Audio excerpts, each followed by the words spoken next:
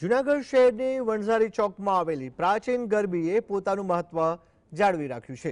Disco dandiya અને party પ્લોટના વધતા ક્રેઝની વચ્ચે જૂનાગઢના પ્રાચીન ગરબાએ પોતાનું અનેરું મહત્વ અને વારસો જાળવી રાખ્યું છે। પ્રાચીન ગરબી સાથે સડકથી ઈંઢોળી, મહિષાસુર વધ અને એક પ્રચલિત ભુવા રાસનો સમન્વય એક સાથે જોવા મળ્યો હતો।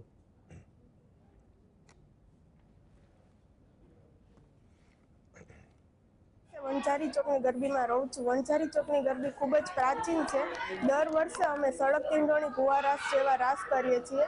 સડક તીંડોળીનો રાસ ખૂબ જ અઘરો છે, પણ માતાજીની કૃપાથી આ રાસમાં અમને કાંઈ વાંધો આવતો નથી અને બહુ સરસ રીતે આ રાસ થાય છે।